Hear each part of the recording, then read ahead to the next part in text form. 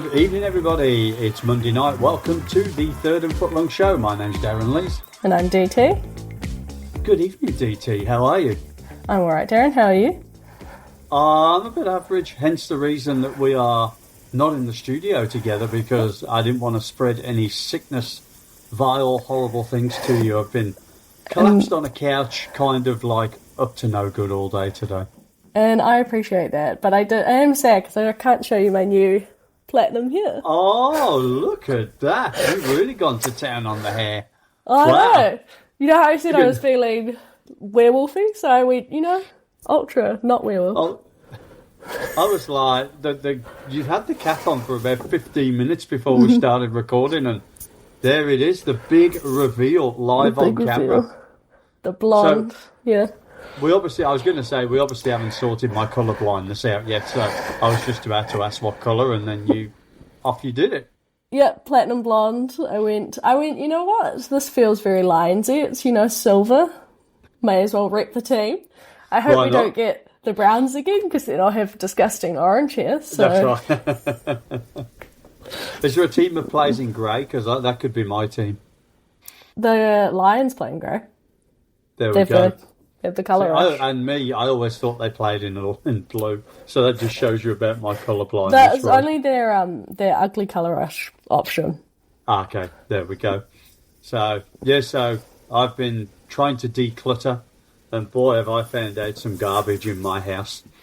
Oh no, what have you found? Well, do you know, about 2 months ago, we were looking for an Atlanta, because we were doing the videos. We were doing the videos. I didn't find the Atlanta cap, but one of my daughters had this big hoodie with Atlanta written across it. I was like, where were you 5 weeks ago when we were doing the horoscopes? Like, where were you? Oh, no. So, you'll find the hat. You'll find the hat somewhere. I think the hat's in the other office. But the Atlanta hoodie has now been claimed and been put in a wardrobe to make sure that it never disappears again. Good job. Just in case we ever need an Atlanta hat, anyway. So, hoodie. Here we go. So, look, everybody, if you're watching this, then don't forget to give us a like and a subscribe. Come on, give us a subscribe, because less than 10% that watch our videos are actually subscribed, and you could be one of the first people to see all of our new content. And when Darran finally gets the new hair colour. But I don't know if you've noticed that I've actually been keeping it longer. Yes, so you also was unshaven last week. That's right. Well, I'm not too good this week, because the plan was to have a shave today, but then obviously sickness hit, and that was the end of that. So I'm making a bit of a habit of the unshaven look, so I might need to tidy my act up a little bit. That's all good. I'm enjoying you growing out a mohawk. Thank you. Right, so here we are, as per usual, after a week's delay after last week's NFL draft. The food poll is back.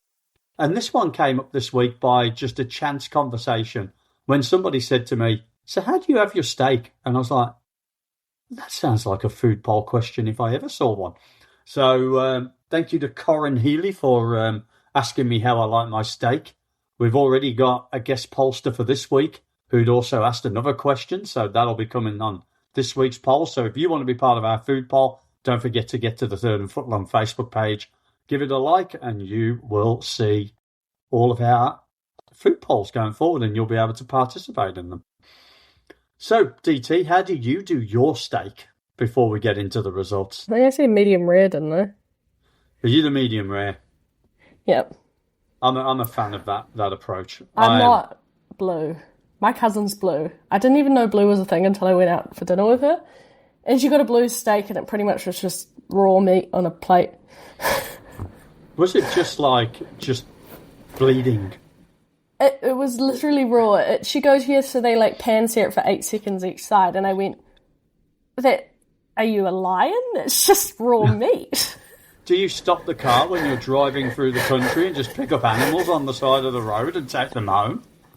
It felt like it. I was like, oh, God. But no. Not a blue person. I didn't realise there were 6 different ones that you could choose from, because I thought rare was rare, but rare blue which in brackets I actually put effectively fresh roadkill, which says to me that your cousin is not following our page and doing our food poll, because Rare Blue got 0 votes. Yeah. Maybe just the really acquired people participate in our food polls. What else did we have? I don't eat steak. Good Lord, 3% said they didn't eat. What is wrong with these people? Probably the same as these people. I'm a vegan vegetarian. Can we please have a potato poll next week? There was 4% of those. Well done. Effectively incinerated was also 4%. Medium well was 6%. Yep. Medium was 12%. Rare was 22%. And medium rare, me and you, 48%. That's the best way. I do medium well if it's not a nice steak place. Oh, yeah, just to char it, so you just, yeah. Yeah. You know what I mean. When you're at a restaurant and you're like, ooh. Ooh, I don't like the look of this. Yeah. I used to, way back, I used to be a well-done person. And I don't know why. Because then one day I just tried a medium rare, and I was like, why on earth have I just been eating bark for the last 10 years? Was it from your school dinners? Was it maybe that? I don't know, but I was like, it was probably when I was in late teens, early 20s. And I was like, why am I eating effectively something that just tastes like a stick? And when I had medium rare, I was like, why have I not been doing this for the last 10 years? So I was a convert. Maybe I just, like you say, I was subjected to horrific cooking for a period of time. And so we did have some comments, by the way. Analia said anything but medium rare is a hate crime. Strong word. And then, interestingly enough, Corin says, I wasn't expected to see this. And then he attached something from the Donald J. Trump, real Donald Trump account that said, I support a fine young man and great comedian, Craig Westenberg. He has been unfairly treated in the comments by a loser and washed-up hack Corin career. Craig is a great guy, and his life choices on steak are correct. I mean, wow. I mean, how far do our food polls have to reach that they reach the Twitter account of the President of the United States of America? So, which Craig replied and said, I have nothing bad to say this week about Corin because the President said it all for me. Corin is a loser that eats bad steak and shouldn't even be allowed to listen to the Third and Footlong show because that show is for winners. Wow. There we go. Do you like some spice on your steak? I know you will. So there we go. Our food poll has finally made it all the way to the President of the United States. I mean, wow. Make sure you like and subscribe. That's right, yeah. Yeah, make sure. I'll double check just to see if he's definitely on the case. But so that concludes the food poll for this week. Next week, just to give you a heads up, it's going to be toasted sandwich flavours. Mm. There we go. Toasted sandwich flavours, of which there's a trillion. So I don't know how and how I'm going to get that down to 10, but we'll give it a go. Corn and cheese. Corn and cheese? Mm-hmm. Wow. I don't know if that would have been on my list, but I'll have to put it on now just to give you something to vote for. Corn and cheese. Corn and cheese. Right, shall we crack on to some NFL news?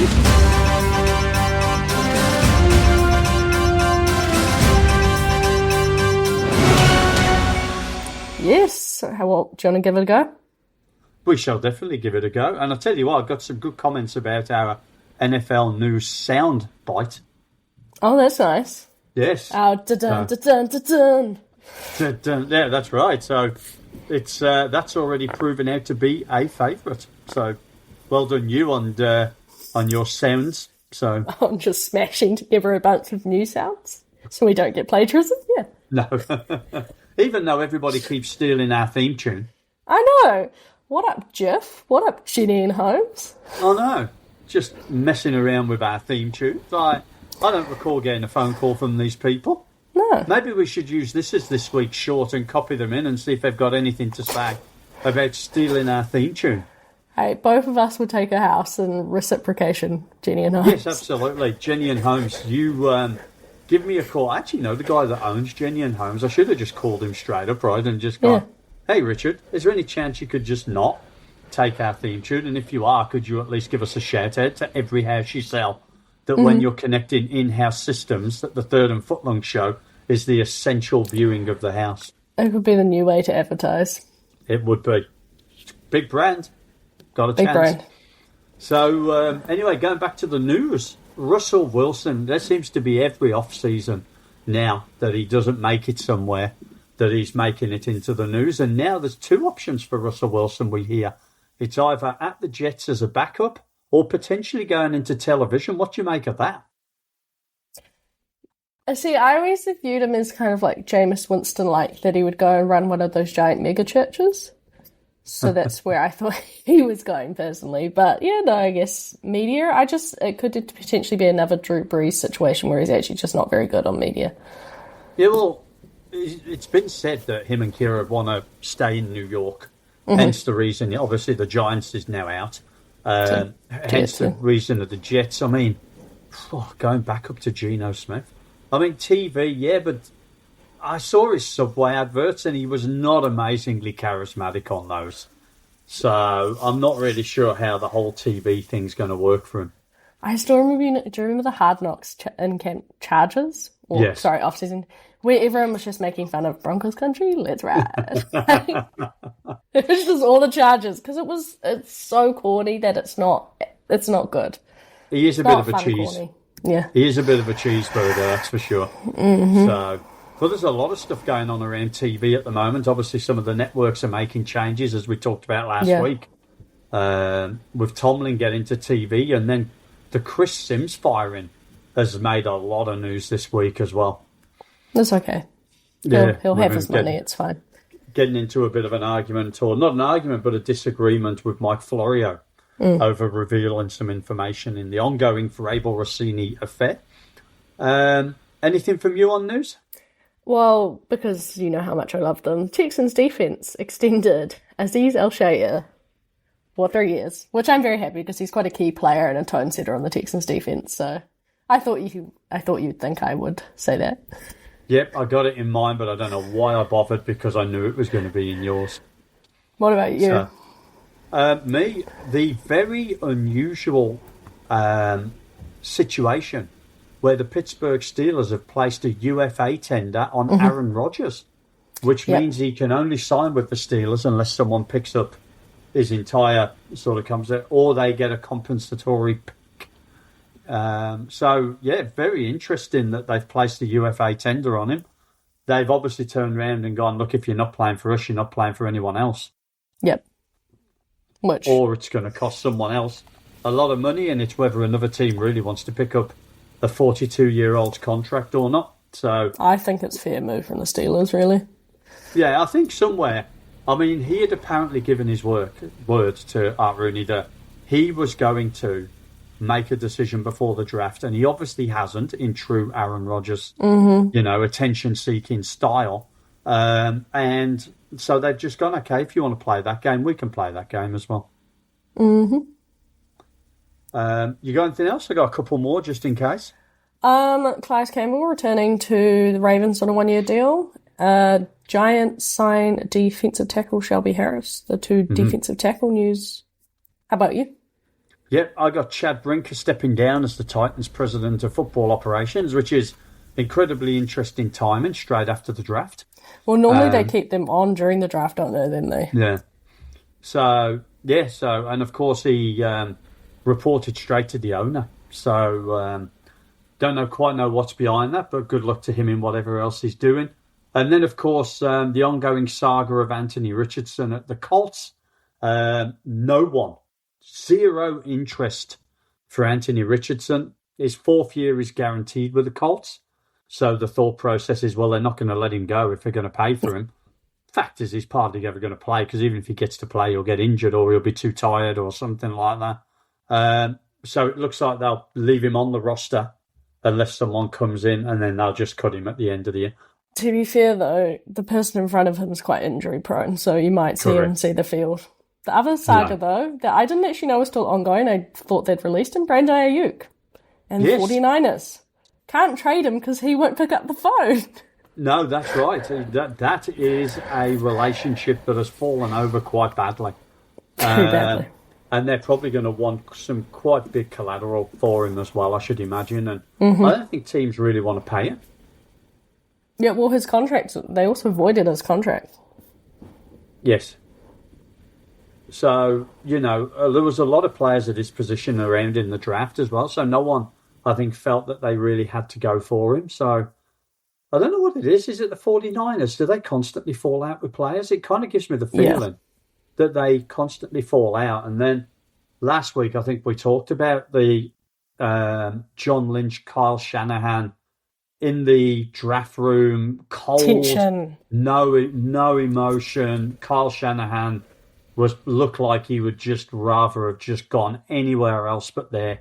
So, really weird at the 49ers. For such a successful team, the weird behaviour that we get is quite interesting. So, and then the Browns' new stadium looks quite cool. It's on track to finish for 2029. Yeah, no, the Browns, a lot going on in their world at the moment.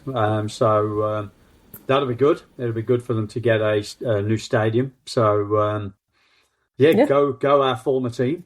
Go Browns. I'll leave you to say the last piece of news that you want.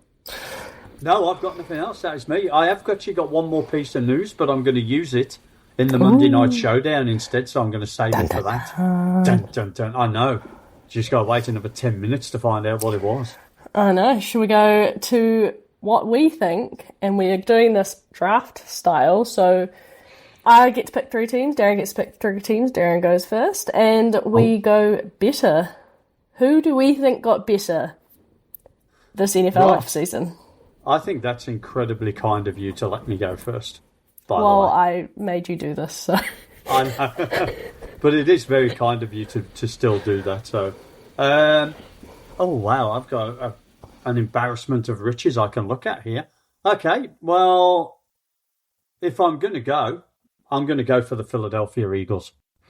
Oh. As a kickoff. I thought the acquisition of Mekhi Lemon, stealing him off the Pittsburgh Steelers, that I was quite high on Eli Stowers of Vanderbilt as well. Yes. Because I had him going in the first round and he eventually went to the Eagles. So the only problem with the Eagles is, can they sort their internal nonsense out, and what is the hell is with going on? I mean, it's obvious that A.J. Brown's gone.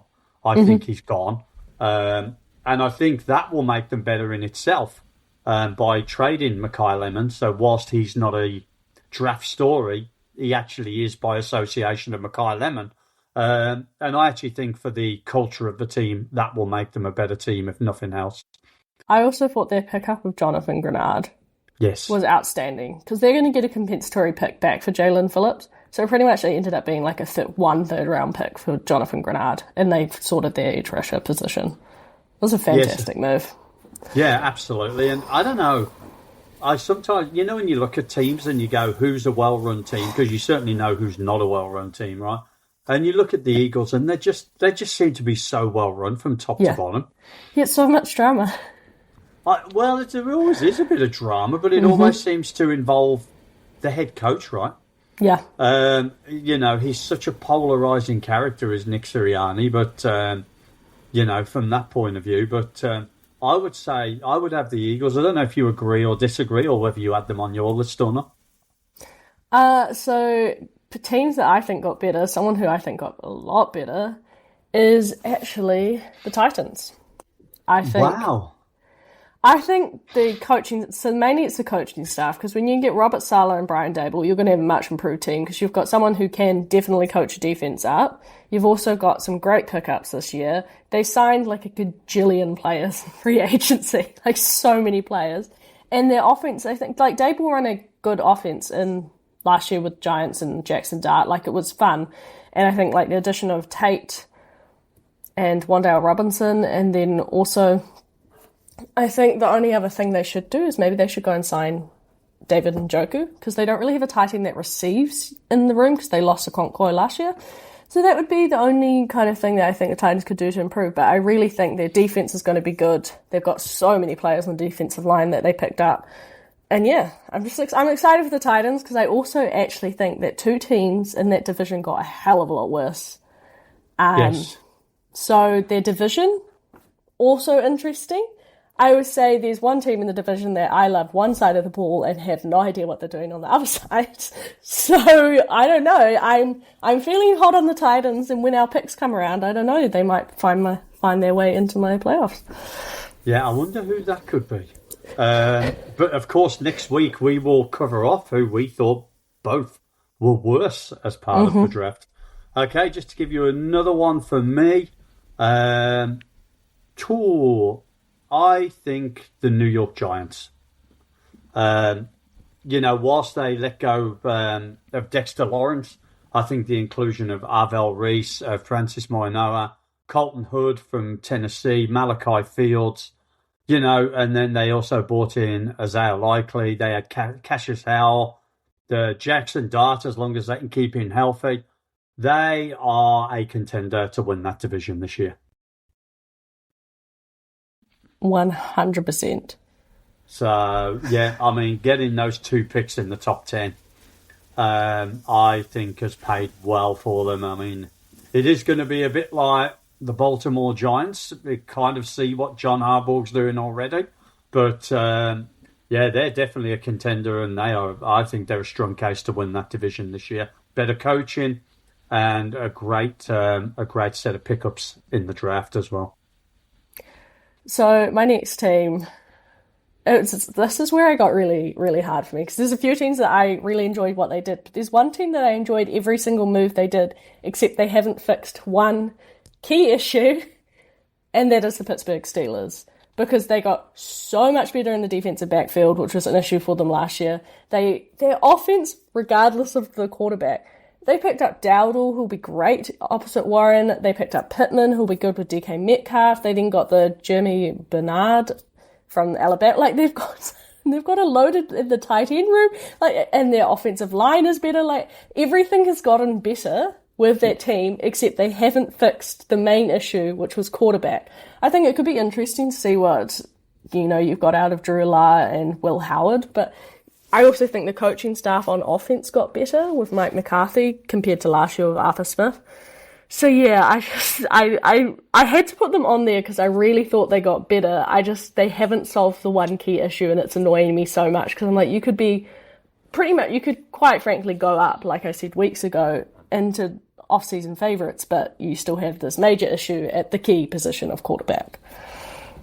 Well, I mean, look, I think the Steelers were relatively strong beforehand, but they did make some moves.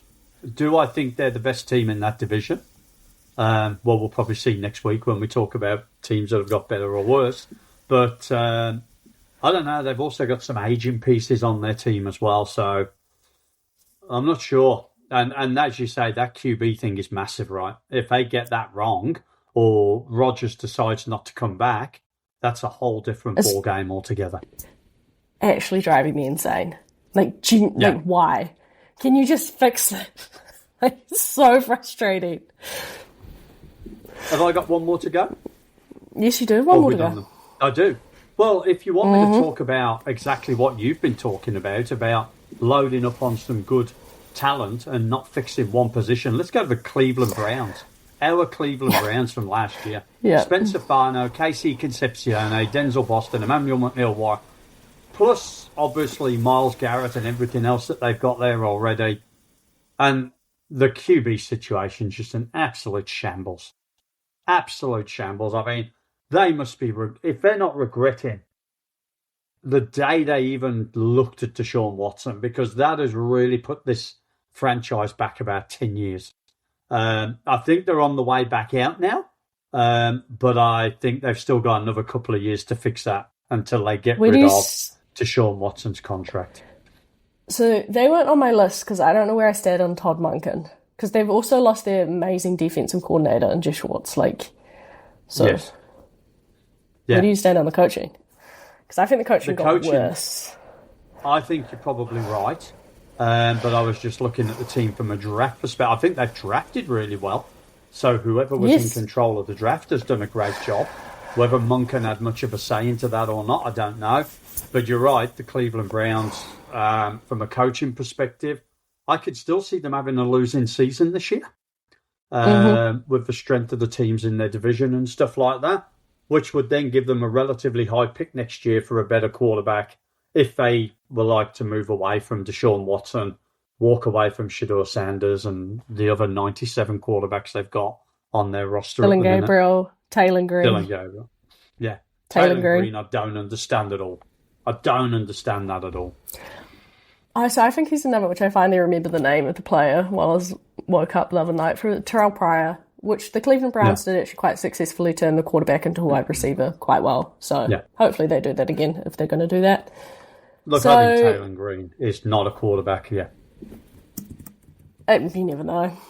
So, my last pick, although we could pick some more if you want, is, because I also considered the coaching staff, the Atlanta Falcons. I think their coaching staff vastly improved. I think Kevin Stefanski will get a run game in there, which will really help either quarterback, Tua or Penix. I think the addition of Brian Robinson to replace Algier, who left, I think Austin Hooper, I think he's brought in some really good pieces. They've also shored up the defense with Sidney Brown. And then I enjoy the pickup of Zachariah Branch to work opposite Drake London. So, I think they got better. And again, their division, not super strong. So, we'll see with Pierce, because that's obviously a massive factor on their defense. But their pass rush looked better last year, considering the previous years. And their defensive backfield, you could put up in the top 5, because especially with Avion Terrell and AJ Terrell, they've now got really great. And then you got he came from the Bengals. His name escapes me right now. And then they picked up Sidney Brown as well. So I think JJ Bates. That's it. I think I may be wrong. Be interested in your thought on this. I think the NFC South was one of the few divisions where I think every team got better. Yes. Every team got better. I mean, I was quite interested. I don't know if they're on your list. They're certainly not on mine. But yesterday I was watching some footage where some talking heads in the States were saying that they thought Tampa Bay won the draft. And I was like, no. They got like, I can't think of his name now. Ruben Baines. But I'm like, that doesn't win you the draft. Like, that's not winning the draft. Tampa Bay's done this really rare thing where I think they've stayed exactly the same, because they lost some very key people, but they've actually replaced them really well. So I think that's what's happened, is that Tampa Bay kind of won the draft, and that they had such a terrible losses that you go, oh no. But then you go, oh, actually, you replaced them. So I think they've actually almost done this thing where they stayed exactly the same. Yeah, I think for once we may actually see the NFC South have a division winner with a winning record. Yeah. I know that's wild, but Yeah. So I don't know if you want to talk any more. I had some that I could just notable mentions, if you wanted to call them. Yeah. I think we could go one notable mention each. Go on, then you go one notable mention. You do it. So this is hard because they're both from AFC West, but I'm going to lean towards, because I've already talked about this in previous weeks, so I'm going to actually lean towards that one, which is the Chiefs. I think the return of Bieniemy is quite a big deal, because I think their offense past 2 years has been undisciplined, and he really brings back the discipline on offense. I think they brought in a running QB to maybe take any of those weird short running attempts that they may have used Mahomes potentially for, so I think that will be cool. Justin Fields. And then they've got a running back support, finally, Kenneth Walker, who will be good to have. And then they've shored up the defense. And, they have lost Trent McDuffie, which is a big loss, but hopefully Delane comes in, who you know very well from your LSU fandom. Yes. So, I think the defensive talent has got better. And, quite frankly, the last few Super Bowls the Chiefs have been in, it's their defense that got them there, not the offense. So, I think they're kind of going back to what actually got them the wins, and that was defense. And they've really reinvested it, and they still with Spagnuolo, and he does do a good defense. So, I think it's a much better Chiefs team compared to a year ago. Yeah, obviously, again, that support for Chris Jones as well, because he had a bit of a down year last year. Peter Woods. So, he's aging. Yes, absolutely. I mean, the Chiefs have got some aging pieces, right? Tight end, so they've got some aging pieces. I was surprised they didn't really do anything at tight end. No, me too. Just saying. Me too. Because there was some good tight ends on the board. Yeah. You know, there was some good tight ends on the board. So, and okay, then because of that, that's made my decision. I had 3 potentials of who I could have gone for. I'm going to go for the Jets. I think QB, like a couple of other teams, still remains a problem. But David Bailey, ready now, ready to go. He's gonna make a massive difference. The said tight end, Kenyon Sadiq, great pickup, gives some real offensive power, as does Omar Cooper Jr. from Indiana. So they've really loaded up that front line to whoever is the quarterback to give them some weapons to really throw at. I also like what they did on defense. Yes. Because they got the 2 intelligent, they got Minka Fitzpatrick and Demario Davis has returned to the Jets, so they've got that spine with the intelligent kind of leaders on defense as well to help out there. Yes. My big question still for the Jets, which is why I couldn't actually put them in the top, is the coaching staff. Coaching. You better deliver. Because you've got a roster and a half. I think if they would have had a better season last season, I actually think they make a different decision at number 2. And I think they'd have actually gone for Avell Reese. But on the basis that he's under so much pressure, they had to get a win now. Whereas Avell Reese is going to, I think, be the better player longer term. But I think that he needed to win now. Otherwise, he's fired in the first half of the season if they start 1-5. So, yeah. That was my honourable mention. And that was my honourable mention. So here we go. The Chiefs. Yes, the Chiefs, I know. So it's Monday night, so you know what that must be time for?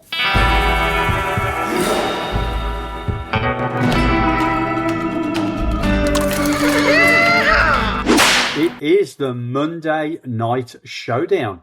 And this week, it's my turn. It is your turn. It is, and it calls back to someone that you've just mentioned. So how about let's do a segue? Because you have no idea what I'd put, and I had no idea what you'd put. So the Monday Night Showdown features the AFC West. This week, it was announced that Bo Nix has got to undergo a second surgery on his injured ankle, so is likely to miss most of the preseason. And it is highly unlikely that Patrick Mahomes won't start the season as he recovers. Is there a chance that the Broncos and the Chiefs finish 3rd and 4th in their division if both of their starting quarterbacks can't get on the field or be as fit as they were in the first 4 to 6 weeks of this season? No, because I don't have much faith in the Raiders. So I think there's a chance they could be 2nd and 3rd. But I don't have much faith in the Raiders for the pure fact their head coach got the last of the pickings of the assistant coaches available and all of that, which I think does actually make a big deal when you have a new head coach who wasn't able to hire their staff earlier in the period. I also think Kirk Cousins last year, I don't know about you, but he didn't look amazing. No. But the Falcons were an overall shambles last year under that coaching. Also, the other thing, like the Raiders, they fixed their offensive line. They've got a running back. Still, who's he really throwing to? Like, you've got Brock Bowers, and then the wide receiver depth. It's not like you have any superstar powers there. Yeah, I mean, they got Mike Washington in, so they've got that 1-2 punch on the running back. So maybe they're going to be a run-heavy team this year. Mendoza is a very safe pair of hands. Very, very few interceptions. Now, obviously, the NFL's a different, it's a different thing to what we saw at college. But I think, and of course, Indiana probably weren't playing in the strongest of divisions and stuff like that. They weren't exactly playing in the SEC or anything. But I don't know. The coaching, Kubiak's good. I think he's going to really make a difference there. If Cousins doesn't start well, I don't think he'll have any doubt in ditching him. And that's, of course, if Cousins doesn't start. But I don't know. Last year, the Chiefs without Mahomes, regardless of what picks they've made this year, they struggled like hell. And, Garrett Nussmeier is, 2 years ago, Garrett Nussmeier was good. Is the current Garrett Nussmeier any well, you have good? Justin Fields ahead of him. You have Justin Fields ahead of Nussmeier. Yeah. But, like, Justin Fields was like having minus 40-yard games last year. Like, he was also on the Jets. Yeah, I know. But, I think where's Fields been? He's been to the Steelers. He's been to the Bears. He's never really made it work. He's probably got the best coaching staff now that he's ever had, arguably. Yes. I will give you that. And we saw what happened to the Broncos in the AFC Championship when they had to put Jarrett. I'm stunned that Jarrett Stidham is still the backup quarterback there. To me, I think because he only signed a 2-year contract and last year was the second year, I'm surprised they haven't made a move there because he was not good in that game. I mean, he was like, watch out, you watch me. We're still watching. So I think there's a very real chance that the Chargers could win the division under those circumstances. And there's always one surprise team every year. And I don't know, the Raiders have got a lot of parts. I mean, obviously they got Crosby back as well and stuff like that. You just feel, as we said last week, though, if Mendoza doesn't work for them, they probably are in the wilderness for another 5 to 10 years in that division. It's a very, very unproven coaching staff. The defense do have pieces, but they're still overall not. They're not like if you have to pick up the defenses in the division, you would go number 1 Broncos, number 2 Chiefs, number 3. Number 3 is difficult because I actually don't know between the Chargers and the Raiders. I'm not sure because the Chargers just lost their defensive coordinator, so I'm not entirely certain who you would actually pick between those two. But it's interesting because I feel like people are very high on the Raiders. It's just also, I think, organizationally, historically, the Raiders just have not delivered. That I find it very hard that I think I'm at this point with like a team like the Raiders where I'm like, what's actually different here compared to the last 30 years? I know what you're saying about unproven coaches, but Liam Cohen at the Jaguars last year, and I don't know, did the Jaguars have the roster that, the Raiders probably arguably, they had the number 1 running back last year, probably wasn't used well. They've got Brock Bowers, who was probably the best tight end that's come out of college in the last 3 years. Mendoza, when they had that 6 or 7 quarterbacks who went in the top 12 that year, where would Mendoza have got? That's where I always like to kind of judge people, as you look at that year where they had 6 or 7 that come out in a year. Mendoza probably would have gone at least 3rd in that lot. Mm-hmm. Yeah, 100%. So, they're kind of building some pieces. But yeah, they've got to they've got to click pretty quickly if they were to overcome the Chiefs. But if, and the Broncos. Mahomes, but if Mahomes was to have a setback and couldn't play until October or November. But the news today was he's likely expected it. So. Yeah, I know. Also, Mahomes is just weird. In terms of, like, his body composition, you see some things where you're like, oh, no, he's done. Like, because you see on the, on the Zoom or the slow-mo, his knee is bent some weird way, and he just gets back up like nothing happened, and you go, what? Yes. What's going on with this man? Like, that's not how that should happen. So, I don't know. I have a way more faith in Steve Spagnuolo than I do in the Raiders coaching staff. Yeah. What do you reckon about the second ankle surgery, which they're calling procedural, just to make sure everything's clean and tidy, but he's gone for 2 or 3 months, so it's not so kind of straightforward. Ankles are weird. Ankles are very weird. They're also very hard to heal because, of course, like, the further away from your heart you go, the less blood and the less healing ability. So I think ankles are a strange one because there's so many tendons, so many things that link in. It's like foot injuries are also difficult. So I'm not sure. You kind of hope it's just a clean-up procedure, but you do go, oh, that's a bit strange that you have to have a second procedure. Because normally they do say it's a clean-up procedure if it's just to clean scar tissue or to maybe remove some bolts or something that they've put in. Yeah, so... if Bo Nix was to be injured long-term, I think that puts the Broncos in a really tough position because obviously with having the cheap quarterback for the next 5 years, that allowed them to just load up everywhere else. And if you've lost your quarterback... you're not going and getting another $10,000. I know it's about so $1 million. There are still two quarterbacks that theoretically are.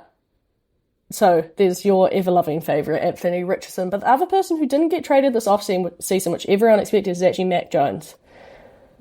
And I would say Sean Payton could quite easily, if Bo Nix is out for half a season, could quite easily get Mac Jones in there, and he would be a capable starter for them. Here's the one for you. How about the Denver Broncos go out, especially if it's a one-year thing recovery for Nix?